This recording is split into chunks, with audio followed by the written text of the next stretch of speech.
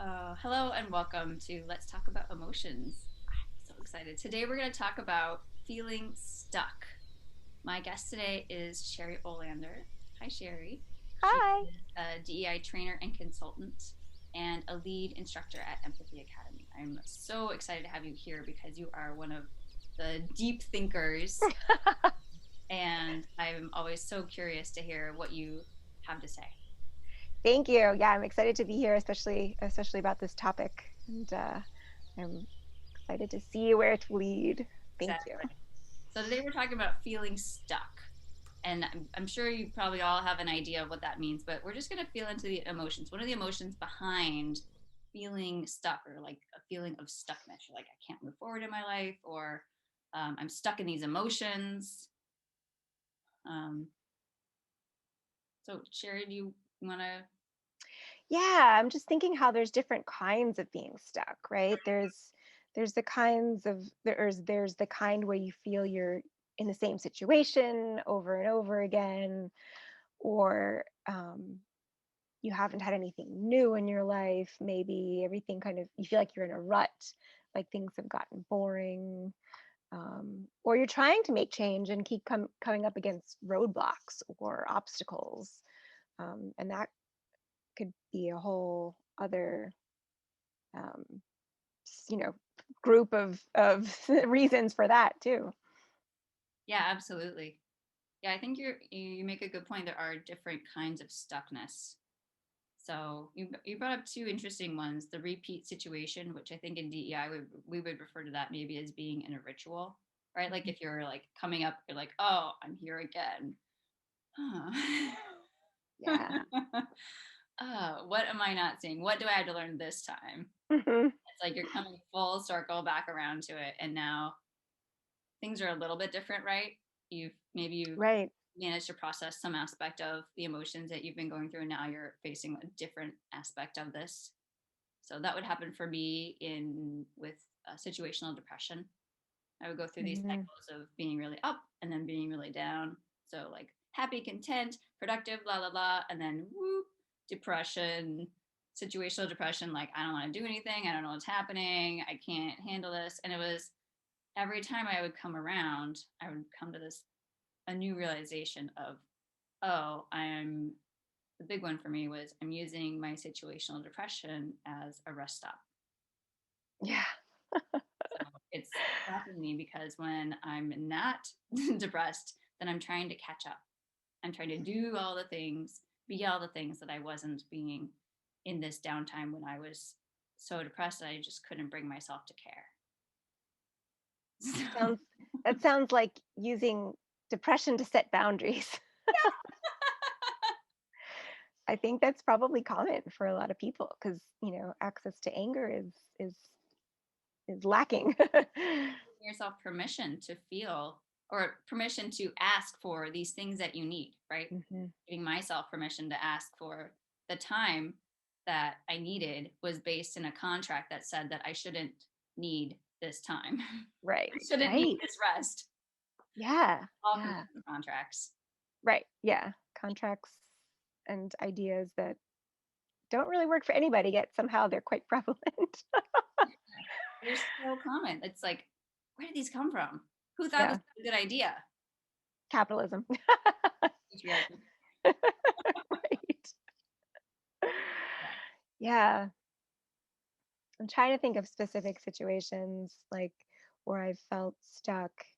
And I think I, I I like what you said about kind of every time you come around, there's like a little piece, a little bit more. And I think it's what I found helpful. And sometimes it's like, you're going up a ladder and you keep sliding down, but then you'll get like, if you have a realization like, oh wait, this is different, it's that becomes like a more solid rung, that if the next time you climb and slide back down, you're not going to fall as far if you can really kind of use your contentment, I think, in that situation and welcome it in as like, oh, I've made progress, kind of to notice the progress you've made. I think can be really helpful in getting unstuck. um, That's a really good point. so that you don't feel like you're in exactly the same spot every Hmm. time, and that pit of despair isn't as close. Right. You're like, you're one rung farther, you're like holding on for dear life. Don't look down yet, but I'm gonna make it out of here. yeah. Yeah. It's easy to fall back into, I don't want to say circular thinking, but very habitual thinking. Hmm. Oh, I'm here again. I'm always here. Why do I always end up here? Sort of a thing. And I realize that's kind of a victim mindset, which we're not going to get into today because we're not psychologists. But um, just recognizing and like just bringing your awareness to it. Oh, I'm having this thought again, but I'm not actually there, am I? I've changed things. I've Yeah. I'm much more comfortable with my sadness and my depression now. So that's a big shift for me. I can welcome my sadness, and I can take a break when I need to. And I don't shame myself for not working full out every single day. Right. So just bringing reality into it. I think we live a lot of our lives in fantasy worlds that are not related to our actual lives. It's true. Yeah. Kind of unrealistic expectations and ideas of what's possible. As you were talking about that, it made me realize how much anxiety is probably a big part um, for people when they're feeling stuck, because anxiety will just keep going, and it's like doesn't let if anxiety is not kind of in balance with the other emotions, it'll just keep pushing you to do all the things. And and if you're going in the wrong direction, or doing the wrong things, you'll stay busy and never be able to see the kind of off ramps that are calling you to a better place, that giving you the options that you need. um, Yeah, that sounds like the feeling stuck in a rut kind of stuck, right? Where you're comfortable enough, or maybe you're distracted and busy enough mhm. that you're Yeah. not really paying attention to what your envy is saying or your jealousy is saying. You're like, hey, what about this? This sounds really nice. Hmm. But when we don't listen, that's when we get stuck. Well, that's when burnout happens, get into emotional burnout or physical burnout. You just keep If you just keep pushing and pushing and pushing, and then it feels to me in my experience that life just kind of loses its luster. Things go Yeah. gray, and then that's Hmm. when depression comes in, because Yeah. I've worked myself into the place where this isn't working anymore, and I don't care enough to push, or to my anxiety doesn't care enough anymore. Right. Yeah, and I think it's important to mention, and especially now, like these days, sometimes it's the situation, right? Like it's you're that you're stuck because of the reality of your situation, and you might not be able to change much about it. And that doesn't mean that it's never going to change, but it's easy to, I think it's very, for me especially, like, I find it's when things are bad, it's like, oh, they're going to be bad forever. And I know that's not true. But there's like this kind of sense of everlasting doom that comes with um, feeling unable to change circumstances, like disempowered, I suppose. Absolutely. Yeah, and that's totally relevant and valid. I would say, except for the sense that it's never going to change. Yeah. Right. Right. Yeah. Very easy to fall into that. Absolutely. And I wonder, even if even if you can't change the big things, like if you're stuck in this circumstance, like say for example you're stuck in a lease for the next 6 months, you're like, oh my gosh, I cannot stay in this place that I'm living in. Maybe there are small changes your envy could lead you to make it more bearable, right? Even if it's just like planning what you're going to do when you're out of this situation, like hello, Yeah. I need to harness my anxiety and my contentment. I mean, my happiness, and like, to give me something to look forward to, because I am just about ready to stop treading water. Yeah. Something I've noticed the way envy works for me is so like, I feel like all emotions, right, have their personality, and certain ones, like grief, I always say I was very patient, but will come up, will kind of come back to you when you're ready. um, and certain emotions come whenever they please and don't, kind of have any regard for where you are, right? Um, but I've found in my experience in my life, envy, um, it's kind of like a little kid, like, it's like I think when I was younger, and when things are going well, it's like, yeah, I want this and I want that. But when after a while, like especially in those times where I was in a situation where I couldn't change like the reality, and I had to just kind of endure for a while, um so I had to repress my envy. Or I don't know that I had to. The only way I knew how to work with my envy at the time was to repress it. And so then it gets like kind of like a, um I felt like it got very like, well, whatever, fine, it's like, I won't help you then. You don't want to listen to me. And there's been this disconnect, I think, from going so long not having the resources to reach what I was envying.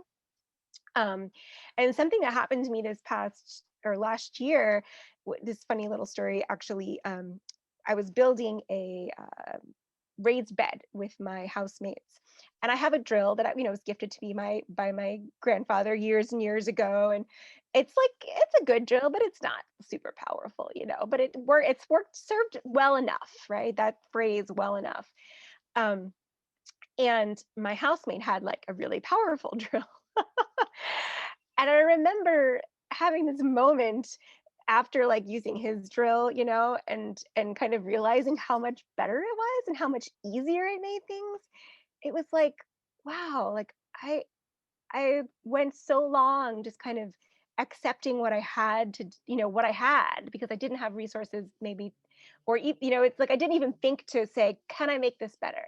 I realized I disconnected from my envy, and that is super dangerous, because then you don't ask the question, how could this be better? I think envy is really crucial to, because sometimes you can't. Sometimes it's like, I can't make this better, or I can't make this better right now. But and I've found like envy, I have to coax it back into my life. Whereas the other emotions, they'll just kind of, they have behave in different ways. But envy, I have to coax back, like, okay, come back, please. Help me figure out, what do I want to be better? What am I complacent with currently?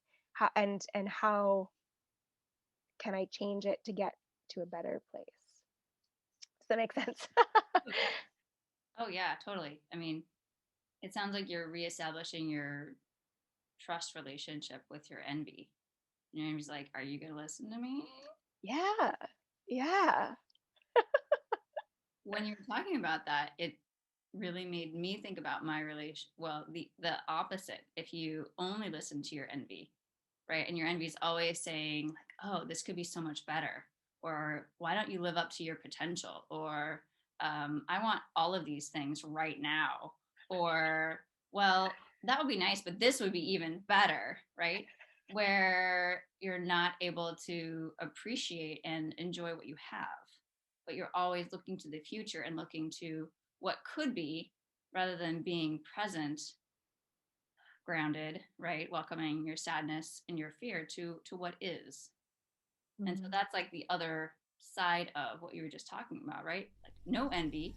Well, that's a not very discontented, that's not a very contented life. But also too much envy, also not contented. Right. Right. It really is a balance. And we were talking before about the role of sadness and grief with envy and how it helps it stay balanced.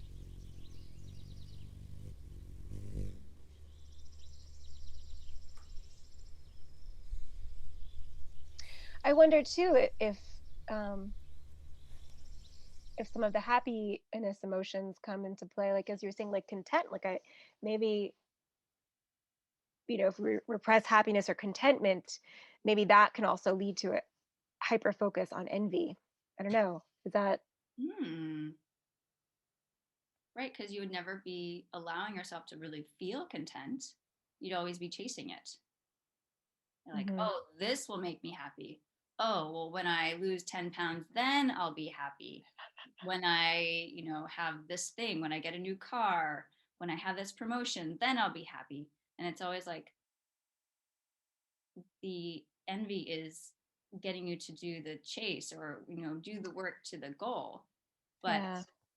getting the goal, if you're not allowing yourself to feel that contentment and that kind of completion of your struggle and acceptance, or it's almost like completion of the ritual, right? You're like, you're Mhm. there, you've arrived. Now you're looking around Celebrate. and saying, hey, I'm here. I get to Yeah. celebrate. Yay, Yeah. I did it.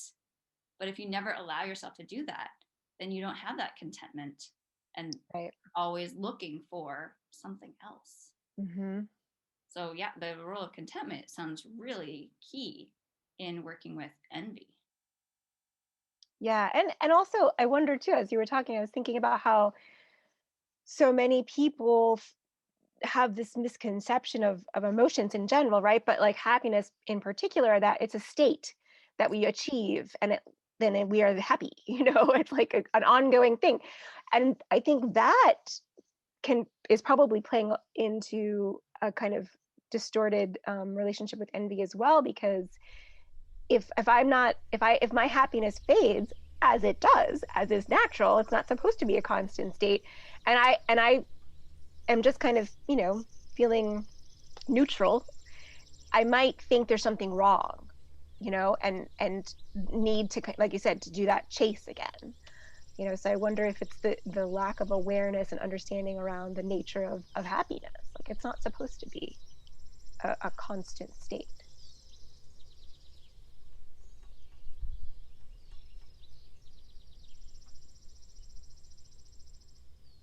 Oh, I think it's really common misconception that people think, oh, I should be happy or there's something wrong with me. What's wrong Right. with me that I'm not happy all the time? Yeah. And yeah, when I was I want to say teenager, but that's not right. I felt like a teenager well into my 20s. When I was in my mid 20s, I made a decision and I thought, I'm not happy. I'm going to make it my objective to discover what makes me happy. Yeah.